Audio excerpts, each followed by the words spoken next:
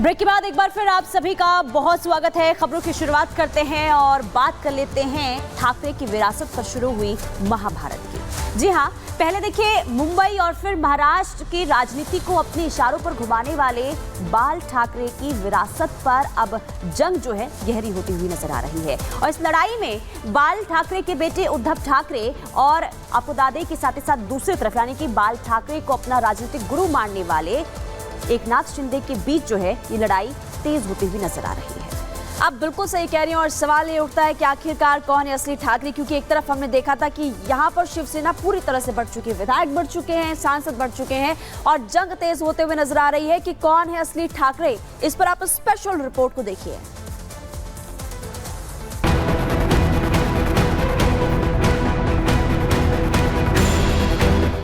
एकनाथ शिंदे और उद्धव ठाकरे के बीच ये जंग उस विरासत पर छिड़ी है जिसके पीछे शिवसेना के संस्थापक बाल ठाकरे का नाम जुड़ा है।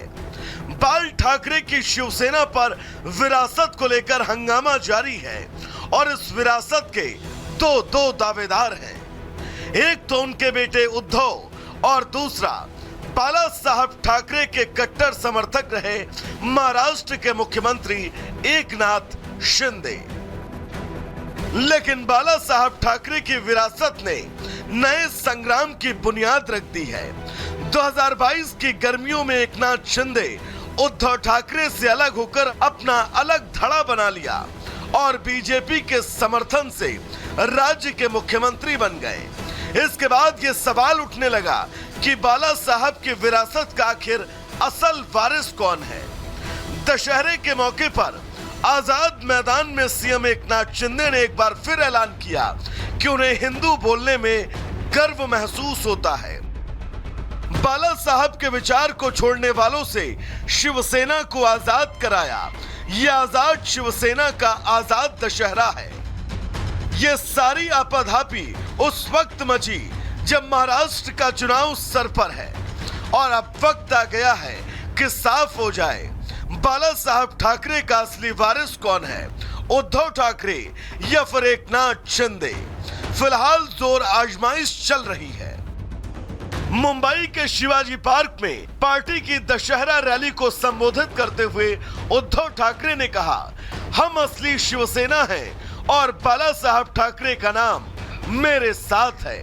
मैं भ्रष्ट सरकार के खिलाफ लड़ने को तैयार हूं। बाला साहब ठाकरे ने अपने जीते जी साफ कर दिया था कि उनके बाद पार्टी की कमान उनके बेटे उद्धव ठाकरे ही संभालेंगे। इसी बात पर उनके भतीजे राज ठाकरे ने पार्टी छोड़ दी। बाद में नारायण राणे जैसे नेता भी पार्टी छोड़कर चले गए जिनको कभी बाला साहब ठाकरे ने मुख्यमंत्री बनाया था। ब्यूरो रिपोर्ट और रिपब्लिक भारत। तो देखिए, दशहरे का मौका था। इस मौके पर एक बार फिर से उद्धव ठाकरे ने बाला साहेब ठाकरे की विरासत पर दावा ठोक दिया है। लेकिन ग्राफिक्स के जरिए हम आपको ये समझाते हैं कि दशहरा रैली और शिवसेना का आखिर कनेक्शन कैसे शुरू हुआ है। देखिए, 1966 की बात करें तो यहाँ दशहरा रैली होती रही है, यानी कि 1966 से ही दशहरा रैली की जाती है शिवसेना की तरफ से। और बाल ठाकरे को पहचान यहीं से मिली है, दशहरा रैली के जरिए ही पहचान मिली बाला साहेब ठाकरे को। और दशहरा रैली से बड़े मुद्दे लगातार देखिए हर साल निकलते रहे हैं। मराठी पहचान का नारा भी इसी दशहरा रैली से दिया गया और शिवाजी पार्क को शिव तीर्थ कहा जाने लगा, क्योंकि दशहरा रैली के दौरान ही यानी कि बाला साहेब ठाकरे ने जिस तरीके से हुंकार भरी थी और इसी रैली के जरिए यानी कि तमाम बड़े मुद्दों का जिक्र वो किया करते थे। ताकत दिखाने का जरिया जो है यही रैली बनी और यही उद्धव ठाकरे ने कल भी किया दशहरा रैली के जरिए, जिस तरीके से उन्होंने विरासत पर दावा ठोका है। अगली खबर क्या है, आगे बढ़ते हैं और खबरों में आगे बढ़ते हैं, बात करेंगे जम्मू कश्मीर की। और अगर हम आपसे कहें कि कश्मीर घाटी में विस्थापित कश्मीरी पंडितों की वापसी हो सकती है तो शायद आपको यकीन ना हो, लेकिन ऐसा सच में हो सकता है, क्योंकि हाल फिलहाल में एनसी यानी कि नेशनल कॉन्फ्रेंस की बात करें, सत्ता में वो आई और सर्वे सर्वा जो है पार्टी के फारूक अब्दुल्ला, उनकी तरफ से कैसा बयान दिया गया है जिसको लेकर गहमा गहमी काफी ज्यादा बढ़ गई है। क्या उनकी तरफ से कहा गया और अब कैसे गहमा गहमी बढ़ रही है, इस रिपोर्ट के जरिए आपको बताते हैं।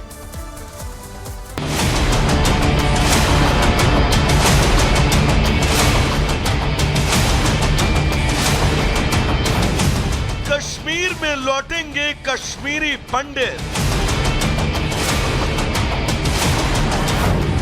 क्या घाटी फिर पंडितों से गुलजार होगी? कश्मीर घाटी में कश्मीरी पंडितों का नरसंहार और उन्हें घाटी से बाहर निकालने के हुक्म को लगभग 35 साल हो चुके हैं। कश्मीरी पंडितों के विस्थापन की वो यादें जिन्हें याद कर आज भी घाटी में रहने वाले पंडित सिरह उठते हैं कि अब दोबारा घाटी में उनकी वापसी का वक्त मुकर्रर हो चुका है। क्या घाटी दोबारा से अपने विस्थापितों को वापस पाकर गुलजार होने वाली है? ये सवाल इसलिए क्योंकि अभी हुए विधानसभा चुनाव में बहुमत के बाद एनसी के सुर कुछ बदले बदले नजर आ रहे हैं। एनसी के सर्वे सर्वा फारूक अब्दुल्ला ने जो कहा वो सुनकर शायद आपके कानों को भी यकीन ना हो, क्योंकि अब्दुल्ला ने अब घाटी में दोबारा कश्मीरी पंडितों को वापस आने का न्योता दे डाला। सुनिए। आपने खुद देखा अमन कितना है। मैं उम्मीद करूंगा कि हमारे भाई और बहन जो यहाँ से चले गए थे उस वक्त कि वो घर वापस आए और अपने घर को संभालें और इस हाथों को फिर से चमकाएं। खरा गया वक्त, कब से वक्त आ गया, उनको घर वापस आना चाहिए, जल्दी आना चाहिए। तो वहीं फारूक अब्दुल्ला के इस बयान के बाद घाटी से विस्थापित हो चुके कश्मीरियों ने भी आश्चर्य जताया। सुशील पंडित का कहना है कि उन्हें तो फारूक अब्दुल्ला के इस बयान पर विश्वास ही नहीं हो रहा। विश्वास नहीं होता। डॉक्टर फारूक अब्दुल्ला हमें वापस चाहते हैं कश्मीर में। वो भी समय था 35 साल पहले जब हमें जिहादी भेड़ियों के सामने डालकर भाग गए थे लंदन, और फिर कई सालों बाद जब उनसे पूछा गया कि कश्मीरी पंडित कब लौटेंगे तो झुंझला के बोला था कि अब मैं उनको घर घर जाकर बुलाने नहीं आऊंगा, उन्हें आना है तो आए। सिर्फ सुशील पंडित ही नहीं, अश्वनी भट्ट ने भी फारूक के इस बयान पर कहा कि हमने 35 साल में ऐसे कई लोक लुभावन बयान सुने हैं, लेकिन जमीन पर उसका